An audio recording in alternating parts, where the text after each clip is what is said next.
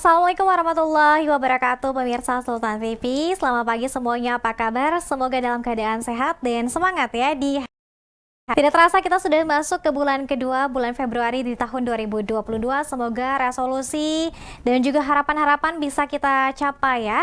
Dan sebelumnya saya juga ucapkan selamat merayakan perayaan Tahun Baru Imlek tahun 2022 kemarin ya, bagi yang merayakannya. Dan pemirsa, seperti biasa di hari ini kita menjumpai dan juga menemani Anda sampai 1 jam ke depan dalam talk show Bincang Hari ini. Dan kita akan membahas tema yang sangat menarik, yakni terkait dengan Ibu Kota Negara Baru atau IKN Nusantara di Kalimantan Timur. Seperti kita ketahui bersama pemirsa bahwa menyusul disahkannya Undang-Undang Ibu Kota Negara oleh pemerintah dan juga DPR RI, namun juga masih banyak sekali tugas dan juga PR yang harus dilakukan oleh pemerintah dan juga DPR RI. Salah satunya adalah terkait dengan pemilihan Kepala Otorita IKN yang nantinya akan memimpin dan juga mengatur begitu ya segala sesuatu hal yang berkaitan Kota Negara Baru di Kalimantan Timur. Di hari ini pemirsa, kita sudah terhubung dengan narasumber kita, yakni Bapak Dr. Emrus Sihombing selaku Komunikolog Indonesia. Assalamualaikum Pak Emrus. Emrus tepatnya, Emrus Ya. Sihombing. Pak Emrus sehat? Waalaikumsalam. Sehat ya Pak? Salam sehat, sangat prima sampai saat ini. Kita tetap Amin. berdoa supaya kita terhindar dari COVID-19. Amin, amin. Sedang work from home atau ngantor nih Pak? Work from home, karena di kantor saya itu masih harus ketat peraturan protokol kesehatan. Jadi kita bergantian masuk. Oke, baik, nanti kita akan bahas soal Kepala Otorita IKN ya Pak ya. Namun sebelumnya pemirsa, kita ingatkan kembali untuk memfollow seluruh media sosial kita di Instagram kita di @sultantv.co dan juga @beritasultantv, fanpage Facebook di @sultantv.co dan juga website kita sultantv.co dan streaming YouTube kita di sultantv.co. Anda tayangan kita melalui satelit Nin Media di channel 026. Baik, mungkin sebelum kita bahas soal Kepala Otorita IKN ya Pak, saya juga ingin tahu bagaimana sih Pak tanggapan Bapak terkait dengan ini niat baik begitu dari pemerintah yang akan memindahkan Ibu Kota Negara dari Jakarta ke Kalimantan Timur. Bagaimana tanggapan Bapak? Baik, saya pikir sangat tepat sekali Bapak Joko Widodo mengambil kebijakan untuk memindahkan ibu kota negara dari Jakarta ke Kalimantan. Saya kira keputusan yang sangat bagus, yang mempunyai tujuan-tujuan yang baik, karena di sana kita akan membangun nanti kota yang berbudaya, yang lebih beradab, yang lebih nuansa kemanusiaan. Kenapa saya mengatakan begitu? Karena memang di sana nanti akan kita lihat dalam rencananya sudah disampaikan ke ruang publik kota yang green, clean. Nah, tidak lagi kita melihat nanti seperti kota Jakarta bongkar pasang bangunan atau membangun, katakanlah menggali, menanam kabel, saluran air, got dan lain-lain, bongkar pasang semua. Suatu program yang menurut saya tidak layak untuk menjadi ibu kota negara. Kemudian kita melihat lagi bagaimana sungai yang mengalir di kota Jakarta. Contoh yang paling konkret, lihat saja di Grogol itu, air itu sudah hitam pekat. Saya tidak tahu lagi apa isinya, itu saking tercemarnya. Kita melihat Kali Ciliwung, semua hanyut di sana pas ketika hujan datang dan banjir. Sampah-sampah hanyut di sana, bahkan sampai kasur dan lain-lain sebagainya. Inilah menunjukkan bahwa perilaku kita di Jakarta belum mengindahkan tentang bagaimana hidup yang baik di kota itu. Tidak lepas daripada kepemimpinan kota Jakarta itu sendiri, karena manusia itu adalah manusia yang bisa berubah. Salah satu faktornya adalah kepemimpinan yang belum bisa membawa perubahan di Indonesia sejak sejak saya di Jakarta sekitar tahun 80 hingga pemimpin yang sekarang siapapun pemimpinnya tampaknya tidak bisa diselesaikan dengan baik. Oleh karena itu, pemindahan kota Jakarta suatu solusi yang baik suatu solusi yang sangat luar biasa, dan ini nanti menjadi wajah Indonesia luar biasa. Karena dengan kota yang dirancang sedemikian baik ini, maka kita akan mempunyai kota yang luar biasa. Bahkan saya bermimpi, walaupun bukan namanya ibu kota negara, tetap di Kalimantan sebagai ibu kota negara, tetapi ibu kota sekelas seperti ini harusnya dibangun minimal di setiap pulau-pulau besar. Bukan ibu kota negara, misalnya katakanlah di Sumatera, Jawa, Papua, Sulawesi. Bukankah demikian di Amerika Serikat? Ada Washington, ada Los Angeles, ada California yang relatif pembangunan atau penataan kotanya sangat luar biasa. Saya bermimpi minimal setiap pulau akan ada kota seperti ini, sekalipun namanya bukan ibu kota negara, supaya kita terlihat memang manusia-manusia atau warga negara Republik Indonesia yang cinta akan keindahan, kebersihan, dan keteraturan itu. Demikian. Baik. Dan disebutkan juga bahwa salah satu alasan memindahkan ibu kota negara ke Kalimantan Timur sehingga tidak Jawa sentris kembali, begitu ya Pak Emrus. Namun pertanyaannya, apakah meskipun memang sih sebetulnya untuk pemindahan IKN ini kan sudah ada sejak Presiden Republik Indonesia yang pertama Bapak Soekarno ingin memindahkan ya Pak ya dari Jakarta kemudian ke tempat lain untuk negara. Lalu Bapak Presiden RI Joko Widodo memberanikan diri. Apakah menurut Pak Emrus ini timing yang tepat juga Pak untuk memindahkan IKN dari Jakarta ke Kalimantan Timur saat ini? Baik, saya tidak mengatakan itu sebagai suatu keberanian Bapak Presiden Joko Widodo, tetapi suatu kepedulian Bapak Presiden untuk memindahkan ibu kota negara ke Kalimantan Timur. Nah, saya kira Bapak Joko Widodo punya mimpi, punya dream bahwa kita punya ibu kota yang sangat baik tersebut. Saya katakan bahwa sudahkah ini suatu yang tepat momentumnya? Menurut pandangan saya tidak juga. Seharusnya ini sudah dipindahkan lebih awal. Tetapi kita harus melihat bahwa lebih baik terlambat daripada tidak sama sekali. Oleh karena itu, Bapak Presiden Joko Widodo dengan 2 periode, di periode jabatannya, dia mewujudkan cita-cita yang sangat luar biasa tersebut.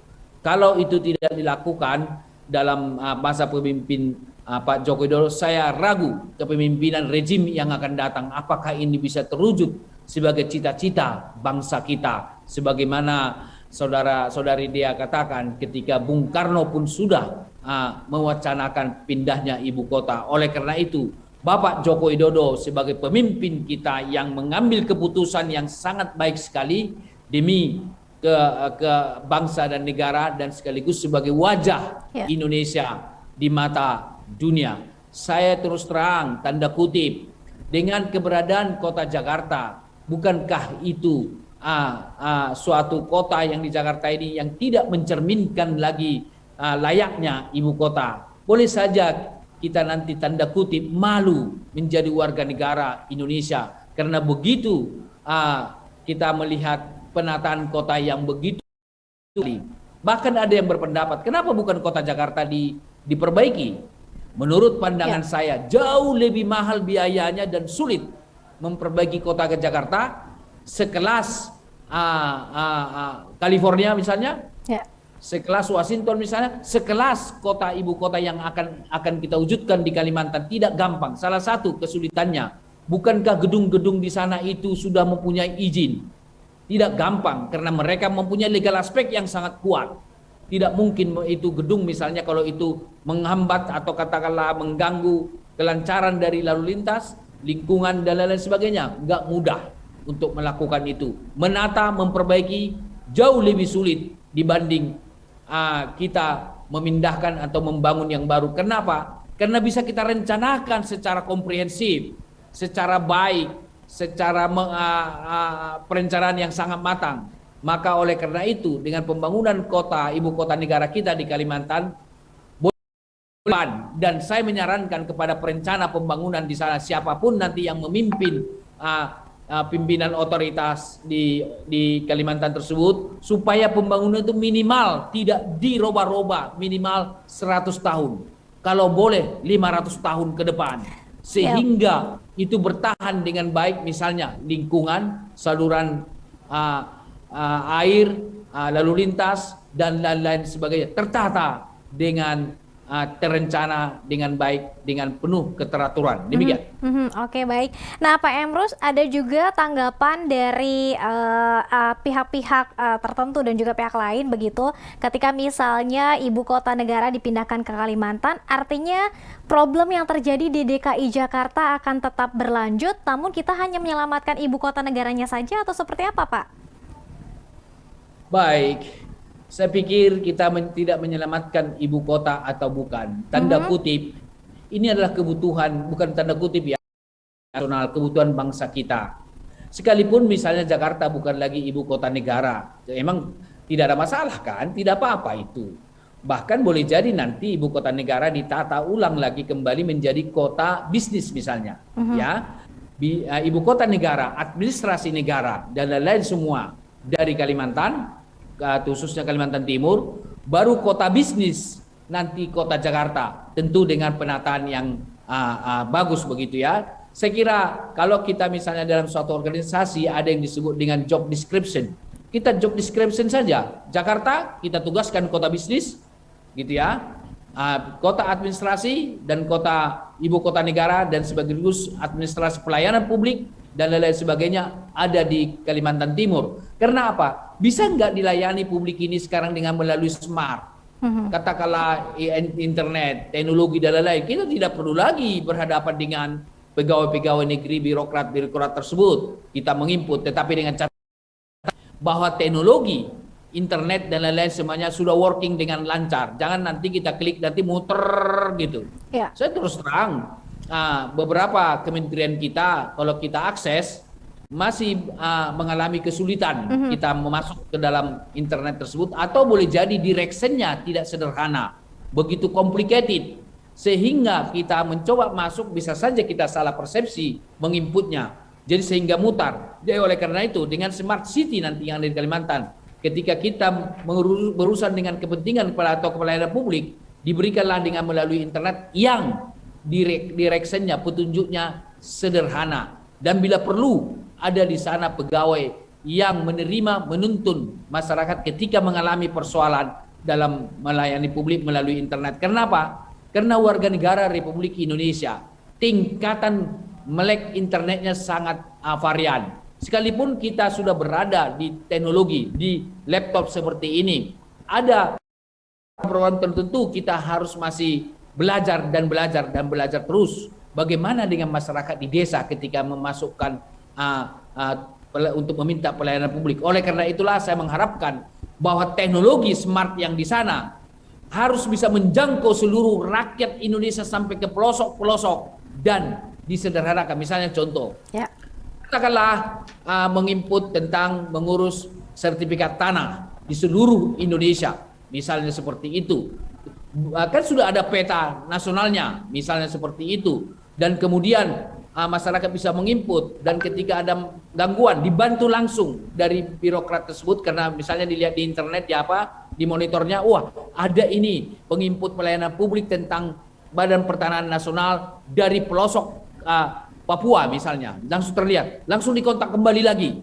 Jadi tidak membiarkan. Sekarang kita mau lihat, ketika bukankah kita misalnya sekarang ini ketika kita melakukan mengakses internet, kita tidak bisa toh di kementerian atau di lembaga pemerintah kan ada jejak-jejak digital bahwa kita gagal memasukkan dan lain-lain. Harusnya mereka proaktif lagi menanyakan kita. Nah, hal seperti itu harus dirancang di dalam teknologi kita, di dalam smart city yang akan dibangun di Kalimantan Timur. Demikian. Baik, artinya tugas dan PR pemerintah masih sangat banyak begitu ya Pak ya, terkait tadi untuk membangun smart city saja kita harus ada dukungan teknologi dan juga internet yang sangat bagus dan sangat cepat, dan ini sederhana. Betul, dan sederhana. Ini prediksinya juga akan rampung seluruhnya sekitar tahun 2045 Pak.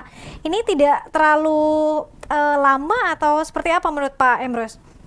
Baik, kalau prediksinya 2045, oleh karena itulah tidak ada salahnya pada kesempatan ini undang-undang tentang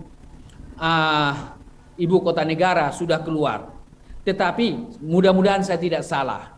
Tidak saya temukan salah satu pasal pun di situ bahwa siapapun yang harus menyelesaikan ini.